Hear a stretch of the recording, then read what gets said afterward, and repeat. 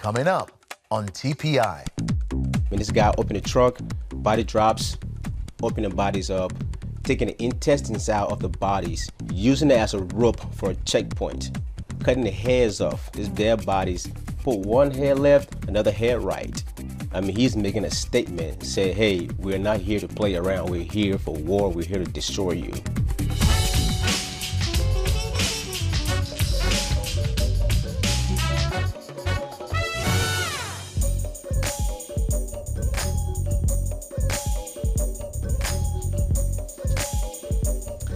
Well, hello and welcome to TPI. My name is Muyiwa Lariwaju, and today's episode is a powerful reminder that healing, purpose, and peace often come not all at once, but in God's time. You meet a young survivor of the Liberian Civil War, and later you will hear a worship pastor's raw and honest battle with anxiety and depression. First up, Ephraim Graham interviews contemporary Christian worship singer and songwriter Terrian about her breakthrough album and why her songs are resonating in so many hearts. Take a look. Just a girl with some lofty dreams, wrote them down in 2014. This project is called Give It Time.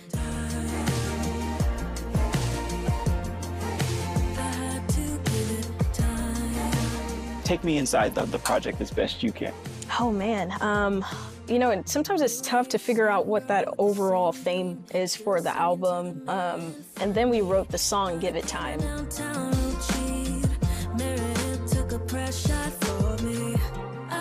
So then I went, maybe I can create some sort of a storyline here with this album as best as I can. And it doesn't have to just be about waiting in your career, but it can also be about waiting when you've prayed and asked the Lord to heal you, you know, or restore a relationship with someone that's close to you. And healing takes time, you know, as well. So it's twofold in that way. It's me waiting in my career, but also me waiting for my own personal healing as well.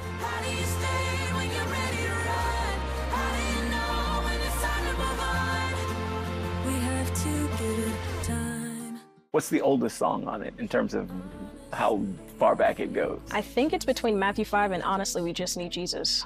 So sitting on Honestly, We Just Need Jesus that long that one was tough. That's my favorite one. Yeah, thank you, yeah. Honestly, I think we just need Jesus. What happened that you penned that? What happened? We were in that room that day and just wanting to write honest songs. I try and push myself to write real lyrics, you know, and not just general blanket statements, you know. We've been drinking in the vanity. Now it's got us questioning our sanity. And we wonder how we get all this anxiety. It's clear to me. Bringing it back home in that chorus to just say, honestly, we just need Jesus. And it's like, why is it that we need Jesus? It's one, he died for our sins. He's the Lord of our lives. He's the creator of the heavens and the earth. You know, who wouldn't need him, you know? But also what Jesus gives is salvation, reconciliation, peace, which is what the world's craving, is peace, you know? And I think that can only truly be found in him. I so often think we underestimate, we put him in a box. Tell me about Big God. Man. That song comes from feeling cornered by tough times. And I think when you feel cornered by the stuff you're dealing with in life, it becomes so loud, you know, and sometimes you can feel like it's just you and that problem, you know, and as a believer, you have to remind yourself that this is a moment, this is a season. God is far bigger than this, far bigger than this. And I think about the fact that he's working in every one of our lives. He knows the details of all of our lives, you know, and every request that's before him, he's taking care of it, you know, and that to me screams, he's a big God. And so he's got us.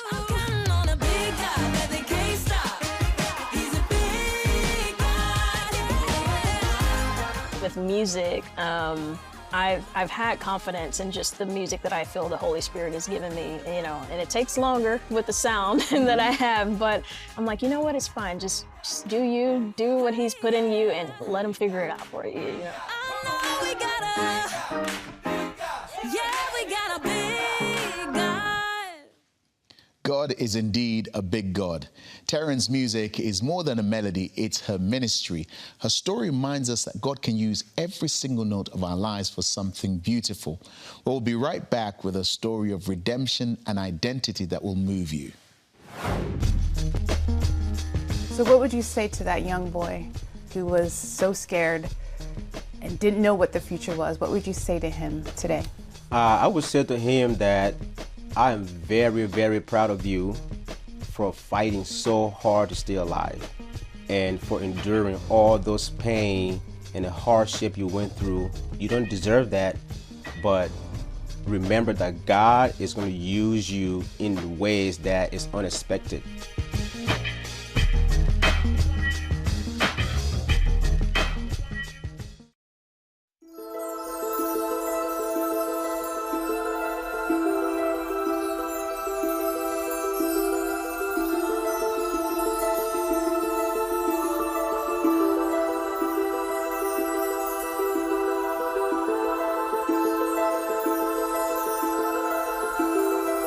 Call us at 0300 140 0067 or visit cbneurope.com/TPI.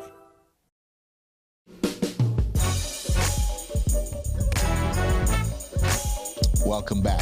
Simisolo Okai sits down with Jackson TerKeurst, whose life began in unimaginable hardship, from being orphaned in Liberia to being adopted by best-selling author Lisa TerKeurst. Jackson's journey is a powerful testimony of grace and restoration. Well, Jackson TerKeurst, thank you so much for joining us on TPI. Thank you. It's great to be here. Yes, we're excited. The book you've written, The Only Way Forward is Back, a story of war, adoption, and finding your purpose in God's plan. I got to say, when I was reading it, I was reading your book, I had to close it and just breathe because my heart just broke for you, for that 7-year-old boy trapped in war in Liberia. And, you know, there's so many times you had to escape and, you know, rebels coming in and attacking your village. But there's one specific moment where you're with your siblings and you're playing Lapa. It's like a shoe game. Yes. Such fun, laughing, innocence. And then the next moment, not long after, you're literally witnessing headless corpses. Yes. And I was just like, how as a young boy do you process that much pain and death and destruction? Well, I mean, there was really no time to process. Everything was happening so fast, at a rapid pace, that I couldn't even stop and process what was happening. All I can do is witness what was happening. And that's all I can do. This guys came to our village and parked this army truck, opened the back of it, and body just fell out. And I'm just standing there and watching, you know, in the corner hiding and watching like that. And this guy opened the truck, body drops, open the bodies up, taking the intestines out of the bodies, using it as a rope for a checkpoint, cutting the heads off these dead bodies, put one head left, another head right, to mark a checkpoint. I mean, he's making a statement, say, hey, we're not here to play around. We're here for war. We're here to destroy you.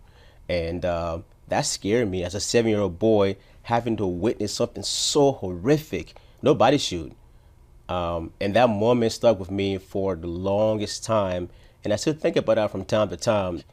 And it was just horrible to witness that. And no child should have to witness and go through that at all. I gotta say, I'm sorry. I was like, I just wanted to give that little boy a hug because that was just like, wow. Thank you. And you've had to be in several orphanages for, as you were running, escaping. You didn't even know where your family was. No. If your parents were even alive. You were an orphan. Yeah. And just to carry it along, the last orphanage you were at, you met Pastor Kofi. Pastor Kofi, yeah. Yeah. Yes. And tell us about how God used singing to really change your story. Well, first of all, I'm not a musician. I'm not an artist at all in any way. But at the orphanage where Pastor Kofi set up, there were over 500 children who were orphans that lived in this orphanage. I mean, it was a chaos to take care of all these kids. We had no hope. We had no future. All we had was each other and God. But Pastor Kofi, one thing he did so beautifully was that he implemented that we all have devotions in the morning. This week we're going to start our day off with gratitude to God for what he's doing in our life despite the little we have and how hungry we are, the hardship we are facing. We have to start our day off with gratitude. And then at nighttime, same thing.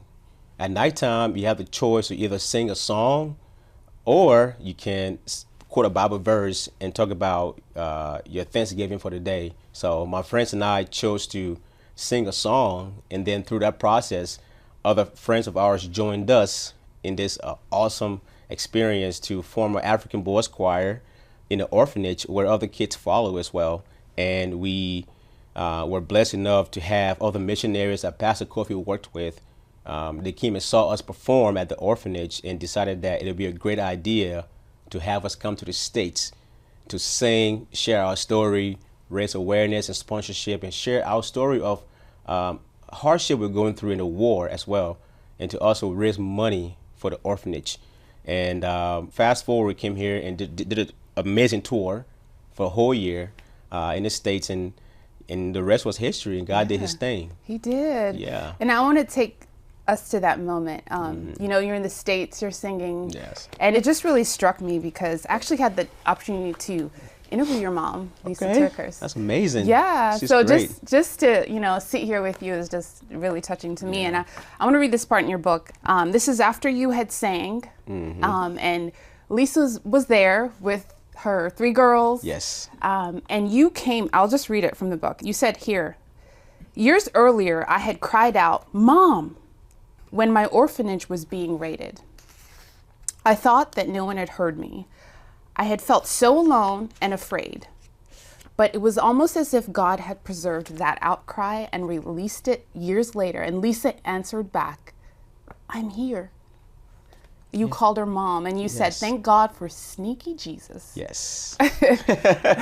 So that was really touching to me that you called her mom. Yes. Just, you never met her. I never met her. That day you called her mom. And A profound moment. Yeah. Only orchestrated by God. Yeah. A divine, profound moment. And I never met her before. I had no idea who she was. Here we are, about to head back to Liberia because we had expiring visas. But we couldn't go back home because our orphanage we're at, it was being raided and burned down to the ground. So we couldn't go back home. And Jesus, being a sneaky Jesus that he is, he had other plans, and he didn't want us to go back and be destroyed by the devil. So he did what he does best, make a miracle, make a way, and he did that for us that day. So I am forever grateful for that moment, and that's going to stick with me for the rest of my life. Yeah, for sure. That's beautiful. You got adopted, and and your story continued. So what would you say, my final question, what would you say to that young boy, you know, as Jackson today? What would you say to that young boy who was so scared and didn't know what the future was? What would you say to him today? I would say to him that I am very, very proud of you for fighting so hard to stay alive and for enduring all those pain and the hardship you went through. You don't deserve that, but remember that God is going to use you in ways that is unexpected. It may be through pain, through happiness, or whatever it may be. God is going to use you, and God used little 7-year-old Jackson's life, and now older Jackson sitting here today and sharing our story. So I'm proud of you, small Jackson, for doing all you did, for staying put, for staying strong, for being smart, and adapting to different environments just so you can be where you're at today. So thank you, little Jackson. I'm proud of you.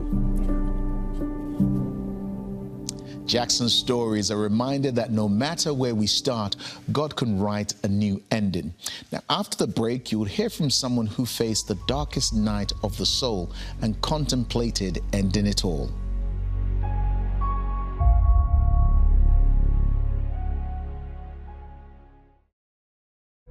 Your Turning Point experience doesn't have to end when the program is over. Follow us on your favorite social media.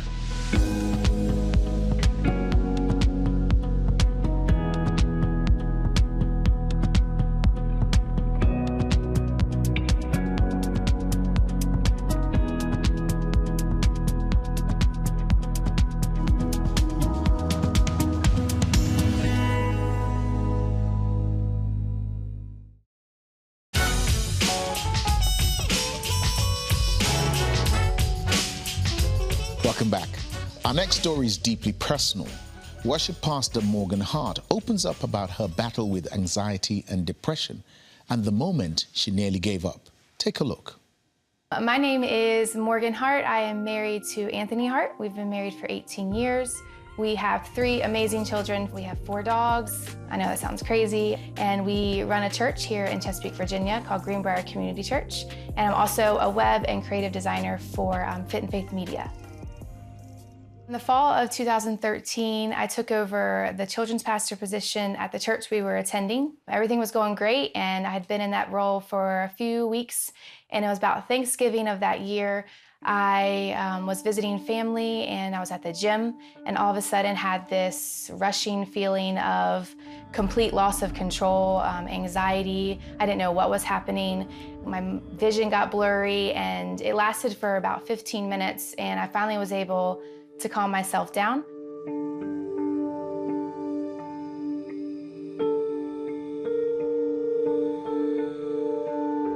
That was not the answer I wanted. Honestly, I wanted something to be wrong with my heart because I felt like that could be controlled and fixed and monitored. A lot of times we think about pastors and people with titles having everything together and their life is perfect.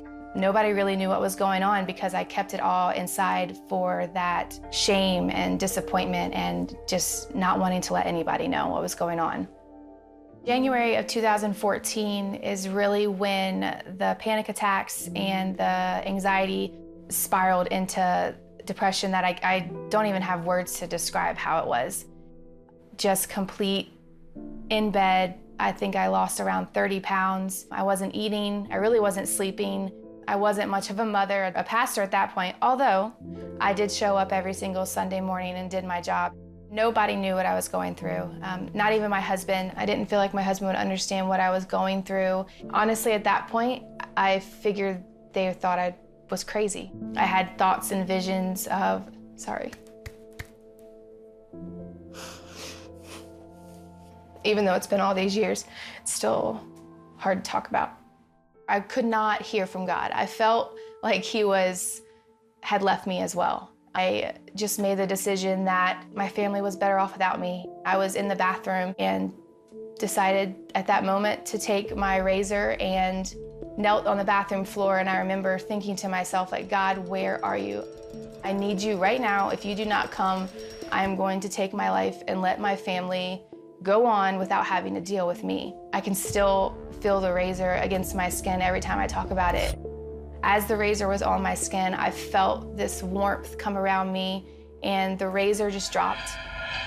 Felt this complete warmth take over, like a bear hug, like somebody was behind me bear hugging me. I just started weeping and crying out, and I could feel him again. And I truly feel that was God holding on to me and letting me know that he was there with me and that it wasn't the end and that I needed to keep on fighting. After that bathroom floor experience, I began opening up and letting my husband in, letting him know how I was feeling. Once I opened up to my husband, things changed, and he was there for me. He fought with me and never left. And it was still months of just trying to control my mind and learn how to take those thoughts captive. One night I was sleeping, and I was sleeping very hard, and I remember having such a vivid dream, and I was in a dark room.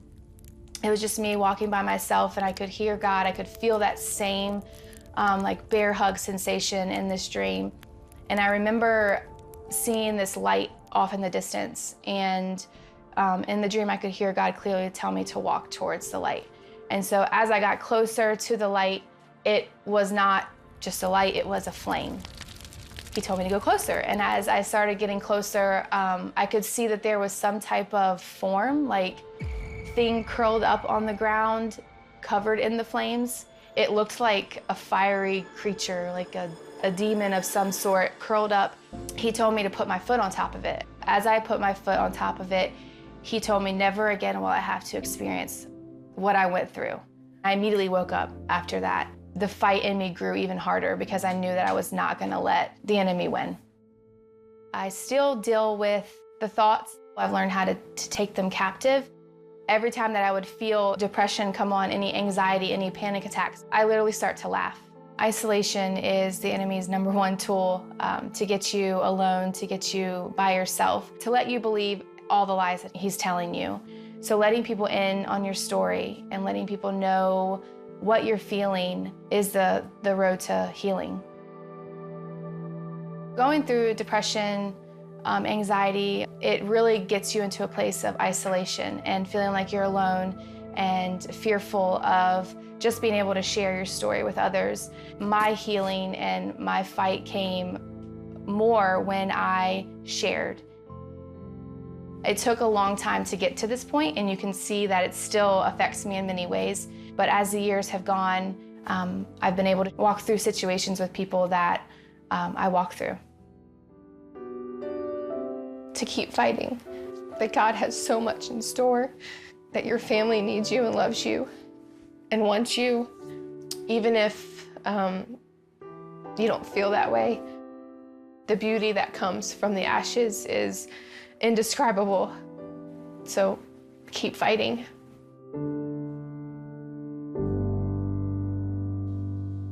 Like Morgan said, keep fighting if you're struggling with dark thoughts. Know this, you're not alone. God is right beside you, speaking words of truth and life to you. Pray and reach out to him like Morgan did. Your life matters so much that God sacrificed his life on the cross just so you can live. And he's come so you not just have life, but have it more abundantly. So let's take a moment and pray together. Heavenly Father, I pray for my brother and my sister who are going through right now, feeling unwanted, feeling they shouldn't be here, feeling insecure about their own lives. Father, I pray that you would, by your Spirit, shower them with your presence now. I pray may they know mentally and physically right now that you are with them. I pray you would reveal yourself in a real way. And I pray as they open their hearts and let you in, and as they open their mouths, Jesus, and confess that, Jesus, you are Lord, you would let them know that you accept them and you love them through and through. Father, thank you that you hear us in the name of your Son, Jesus. Amen. If you need prayer or would like to know more about what it means to have a relationship with Jesus, please message us on WhatsApp and someone will reach out to you. For our viewers in the United States and Europe, you can call us using the number on the screen. You can also find all our contact details on our website. Now, don't go away. We'll be right back with a powerful performance from Morgan Hart.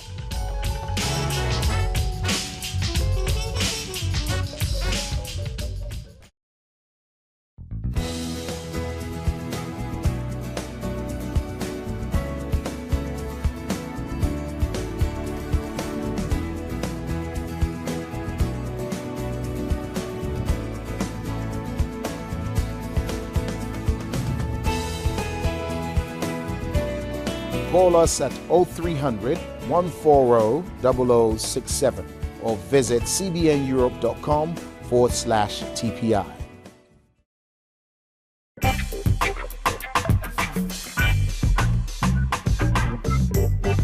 Welcome back. It's our hope that today's stories have served as a reminder that beauty indeed comes from ashes. Healing and hope are real. Well, we've come to the end of the program. Closing us out today is Morgan Hart with a powerful performance of her song, You Remain. From all of us here at TPI, goodbye and God bless you.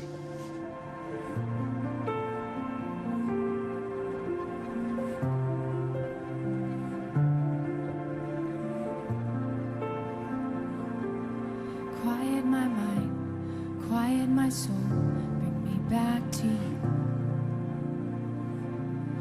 No need to run, no need to hide, it's all for you. I've been trying to escape in the wrong ways, but I've learned The safest place is here in your embrace.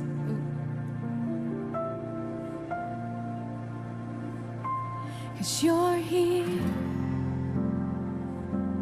with me. You never left me for a second. You hold me every moment. You're here. You always will be. You break down the lies of all confusion. You remain in the quiet.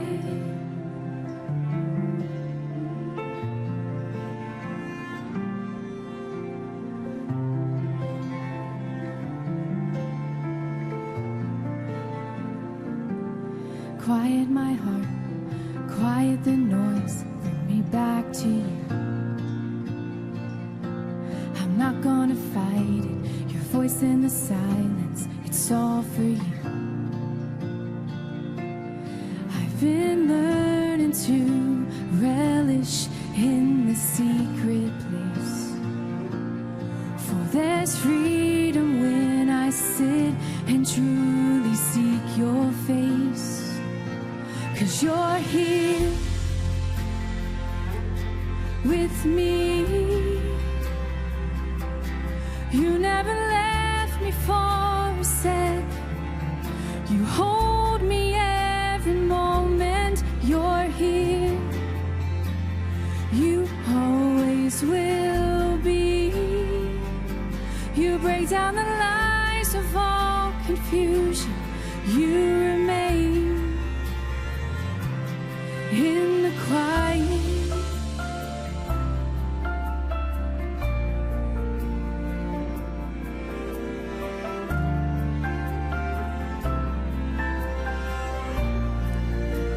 And I just want